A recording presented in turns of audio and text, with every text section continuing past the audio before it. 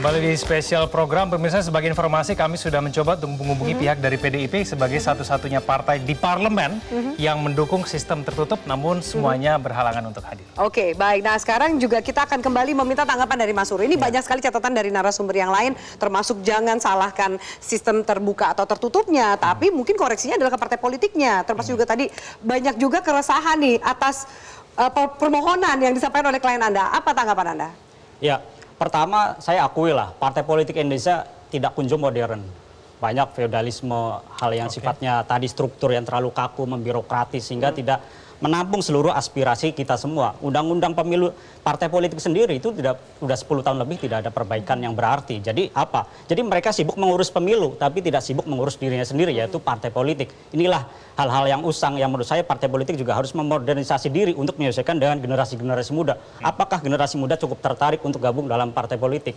Gabungnya ini bukan cuma saat pemilu seperti yang dikatakan Zaki tadi. Orang ribut mendaftar, iyalah ini setahun kurang orang mau daftar. Tapi apakah 4 tahun lalu ada orang yang gabung Partai Demokrat? Kita tidak tahu.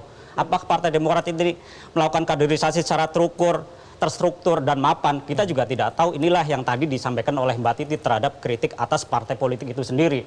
Yang kedua adalah mengenai dari Soleh tadi.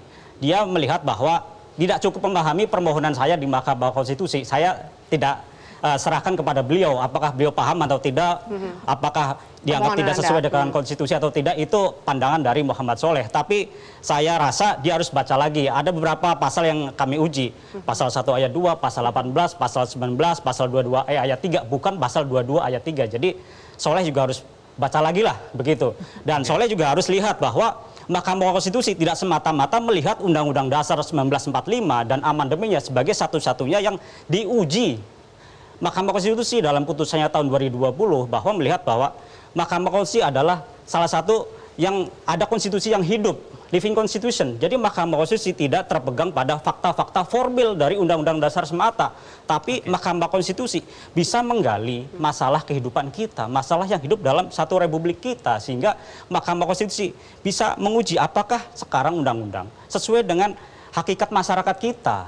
Jadi, dan ditambah lagi bahwa Mahkamah Konstitusi juga bisa menguji terhadap ideologi bangsa kita. Ada putusannya tahun 2013. Saudara Soleh harus baca lagi sehingga tidak semata-mata pasal 1 ayat 2 luber jurdil. Itu hal yang semua orang juga tahu, tidak usah dirincikan satu persatu. Tapi coba kita baca lagi bangsa kita. Kita lihat lagi masyarakat kita. Apakah pemilu ini melahirkan sebuah orang-orangnya ideal duduk di sana? Yang ada tadi seperti yang disebutkan tadi, korupsi lagi. Begitu loh. Udah membeli suara di masyarakat, tidak ada visi misi. Bolehlah kalau dia datang ke masyarakat, saya ingin membangun bangsa kita. Enggak, yang ada ini nomor urut, ini uang, silakan datang ke TPS. Pasti lebih baik. Kenapa? Kita harus uji lagi. Yang ada sebelumnya adalah lebih baik dari kinerja secara data, begitu. Oke, Bang Rey, silakan Anda tanggapi. Kalau kemudian ternyata sistem tertutup harus diuji lagi, apakah lebih baik dari terbuka? Masa ini terus-terus kan udah 30 tahun lebih kita uji tertutup itu. Dan semua kita nggak puas. Oleh karena itulah gerakan reformasi 98 datang. Di mana gerakan 98 itu mengatakan sistem politik harus dirubah total. Salah satunya adalah ya pemilihan langsung. Langsung untuk presiden, langsung untuk legislatif.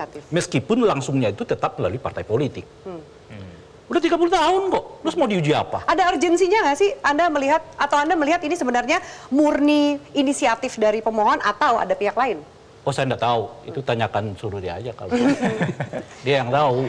Tapi yang menurut saya kalau dengan mereka, argumentasi yang berkembang saat makanya ini? kalau mereka mengatakan bahwa tadi misalnya kita harus uji kembali proporsional tertutup ini. Loh, justru kita terbuka ini karena kita sudah pernah ditertutup. Dan semua orang nggak puas. Bahkan pemilu pertama di era reformasi pun kita tetap tertutup. Dan semua orang nggak puas. Lalu minta, oke deh setengah-setengah, 30% ke caleg, 70% ke partai. Itu pun orang nggak puas. Akhirnya kemudian buatkan aja, apa sih susahnya kita buat terbuka? Toh tetap yang mencalonkan adalah partai politik. Jadi kalau Bung Sururi mengatakan ini pemilu individu, nggak benar. Peserta partai politik namanya itu di KPU, bukan peserta individu. Peserta individu itu ada di DPRD, di DPD. Jadi ini peserta pemilu pileg itu namanya partai politik. Partai ini isinya apa? Orang-orang. Yang orang-orang ini dahulu dikenal dengan cuplos partainya, suaranya pindah ke nomor urut. Sekarang orang tidak mau. Gitu loh. Jangankan orangnya, jangankan partainya, orang aja belum tentu bisa kita pegang kan kira-kira gitu. Apalagi partainya. Apalagi gitu. partainya. Terlalu jauh jaraknya dengan si jauh. pemilih. Bukan hanya jauh, gimana nyentuh partai. Oke. Nah kalau sekarang kan udah lebih enak nih. Sekarang caleg-caleg kalau ada main-main, nggak kami pilih loh. Hukumannya Takut dia. adalah itu. Nah, takut dia dikatakan nggak bisa, ini partai harus kita benarkan nih. So kalau enggak, kita yang kena nih. Oke. Jadi kontrol sebetulnya kepada partai politik itu satu. Nah yang kedua, cara berpikirnya Bung Sururi ini relevan di era 60, 70, 80, 90. Ketika medsos belum ada. Ketika medsos belum ada itu kita berpikir alat pengumpul suara publik itu namanya partai politik. Ya. Oleh karena itu perlu namanya penguatan partai. Oke. Supaya suara-suara yang berserakan itu dikumpulkan dalam sebuah apa namanya itulah ya apa ya partai politik itu. Ya. Ya. Maka era tahun 60, 70, 80, 90 orang berbicara apa yang disebut dengan penguatan partai. Di sekarang Bung Sururi Jadi nggak relevan dengan situasi sekarang. individu sekarang. Loh sekarang lebih banyak orang ngadu ke individu ketimbang kepada Di mana living caleg-caleg. constitution yang tadi disampaikan? Living kan itu yang saya sebut justru nggak diterima lagi nih gugatan. Oke. Sebab yang disebutkan oleh saudara Ya. Sururi ini yang Oke. dibatalkan oleh Mahkamah Konstitusi tahun 2008 yang lalu. Baik, ini Mahkamah tahan Konstitusi mengatakan dengan tegas Ya. model proporsional daftar tertutup ini bertentangan dengan kedaulatan rakyat. Oke. Baik. Baik. Apalagi? Bertentangan dengan kedaulatan rakyat, kemudian tidak diterima gugatan ini. Waduh, ini udah ada kesimpulannya. Apa Anda yakin permohonan ini akan diterima? Jangan dijawab. Usai jeda. Kita lanjutkan sesaat lagi. Usai tanya berikut ini.